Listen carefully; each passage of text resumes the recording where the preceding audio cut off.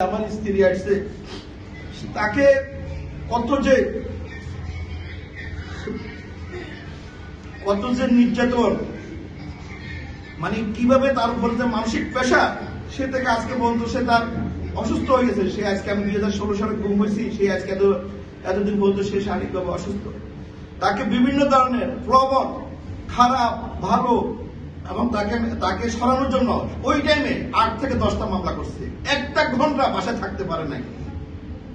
আজকে আমি আমার এই আসলে তাকে কখনো আনা হয় না, আজকে তাকে আমি আনছি। আসলে তাকে বলছি যে এই ধরনের প্রতিটা পরিবারের যদি আমাদের বোনেরা স্ত্রীরা যদি থাকে, আমরা আসলে একটা বিশাল মানে মনোবল এবং সাহস পাই।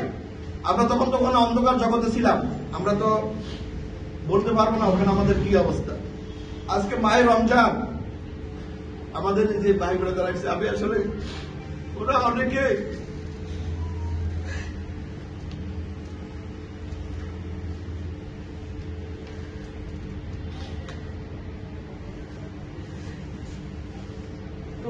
অনেকে পরিবারের যে কি অবস্থা, কি কষ্টে আছে, এবং প্রতিটা জিনিস একদিকে প্রশাসনের মানসিক টর্চারিং, একদিকে পারিবারিক অশান্তি, একদিকে অভাব অনটন।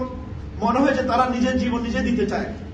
আমি তাদেরকে আজকে একটা পরিবার হিসাবে, এই যে আমরা যারা আছে সবাইকে বুকে আগলায় রাখছি। যে আমরা যখন বের হয়ে আসছি তখন আমরা তাদেরকে প্রতিশ্রুতি দিয়েছি যে আমি যদি বেঁচে থাকি, একটা ব্যক্তিও হলো তার হাত দিয়ে হলো যে কোথায় কিভাবে গুম করছে এটার বিচার আমি ইনশাআল্লাহ, যদি আমি বেঁচে থাকি। তাদেরকে যারা আমরা একসাথে সহযোগিতা ছিল, তারা তো হয়তো আজকে নাই। আজকে দেখছি অনেকেই ফেরত আসে নাই। তার কোথায় গেছে? তারা কোথায় গেছে? আজকে এই বিচারের জন্য আপনারা জানেন, এখানে আমার এই যে গুমের আসামি, এই দেখেন এখানে এই যে গুমের আসামিরা, এই যে র্যাবের ডিজি ছিল বেনজির সাহেব, ব্রিগেডিয়ার আনোয়ার লতিফ, এই যে ফরিদপুরের বাড়ি আপনার ব্যবসায়ী ইয়াতে underground master mind doctor Shahidul বাড়ি, এই যে মেজর সাজ্জাদ, এই যে এটা হলো শেখ হাসিনার বান্ধবী নীলুফা। এই যে এরা আমাদের এই যে গুমের মামলার আসামি, এরা এই দেখেন আমি এই যে মামলা করছি এই পর্যন্ত আজকে এই যে সাংবাদিক ভাইদেরকে নিয়ে এসেছি, দেখেন আমাদের জীবন 120টা সিটি। আমি সারাদিন আমি নিজে মানসিক, আমার শুধু এই পরিবারগুলোর জন্য এখানে 120টা সিটি, DGFI, NSI, CID, SB, CTG, প্রধান বিচারপতি, প্রধান উপদেষ্টা, আইন উপদেষ্টা, স্বরাষ্ট্র উপদেষ্টা, এমন কোন জায়গা নাই বাংলাদেশে, এমন কোন স্থান নাই আমি সিটি দিই না। আজকে এই সমস্ত সিটি তাও কি এই দেখেন সমস্ত সিটি রিসিভ করা কয় তারিখে আমি বর্তমান মাননীয় প্রধানমন্ত্রীর কাছেও আমি সিটি দিচ্ছি, সেই সিটিও এখানে আছে। আমি এই যে বিচারের জন্য আজকে আপনাদের কাছে সমস্ত সিটি সাক্ষী হিসাবে নিয়ে আসলাম। কিন্তু সব জায়গায় কি হয়েছে জানেন? এই গুমের বিচার এই বাংলার মাটিতে চাই না, কেউ হতে দেবে না, বরং উল্টে আপনাকে মিথ্যা, প্রতারক, বানোয়াট বানাই আপনাকে কিভাবে আরো হেয়পূর্ণ করা যায়, কিভাবে আপনাকে ধ্বংস করা যায়। আজকে 2-1 একটা টেলিভিশন চ্যানেল আর একটা অনলাইন পত্রিকা এই গুমের বিষয়ে আপনারা জানেন কিছুদিন আগে একটা মিথ্যা প্রভাকাণ্ড চালিয়ে একটা রিপোর্ট করছিল। আজকে আমি এই সংবাদ সম্মেলনের মধ্যে জানিয়ে যাই, এই মাহে রমজানে আমরা তাদেরকে ক্ষমা করে দিচ্ছি, কিন্তু ভবিষ্যতে যদি এই ধরনের মিথ্যা বানোয়াট যে সংবাদ প্রচার করে যদি দুঃসাহস দেখায়, আমরা তাদের কিন্তু হাত কেটে ফেলব। তাদেরকে আর আমরা ক্ষমা করব না। কারণ ন্যায় বিচার প্রতিষ্ঠার জন্য সাংবাদিকরা আমাদের বন্ধু, আমাদের ভাই, এবং আমরা আমাদের সুখে দুঃখে ওনারা আমাদের কথাগুলো দেশবাসীকে জানাবে।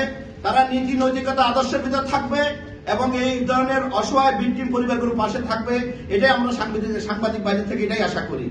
আর একটা এই যে আপনারা দেখেন এই বিচার কোথায় পাবেন, আমি এই যে গুমের যে আসামিরা করছে এরা ক্রমান্বয়ে এই পর্যন্ত আরো 15টা মামলা করছে 5 আগস্টের পরে।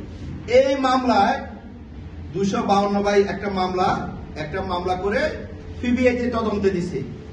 আমার একটা ভাই, সে খুলনা পলিটেকনিক্যালের বিপি ছিল পলিটেকনিক্যালের, এবং তুকুর ছাত্র নেতা ছিল, বারবার কারাবন্দী নির্যাতিত।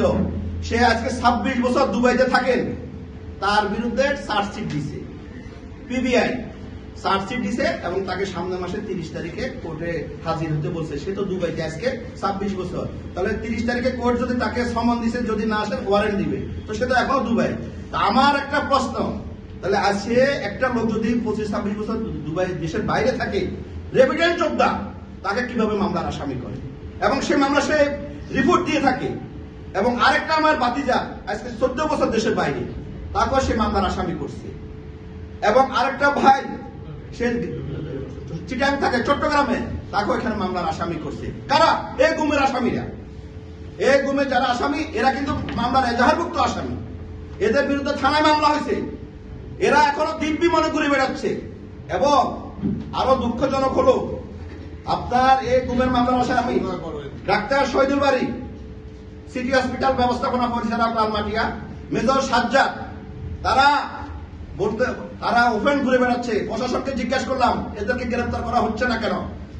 এরা, আমরা জানি না, তারা বিএনপির মহাসচিব আমাদের মির্জা ফখরুল ইসলাম আলমগীর সাহেব এবং আব্দুল্লাহ আল মিন্টু সাহেবের নাম বলে, এই জন্য নাকি তাদেরকে প্রশাসন গ্রেফতার করতেছেন। এবং তারা এখনো এজাহারভুক্ত আসামি, তারা ঘরের বাসা বাড়িতে আছে।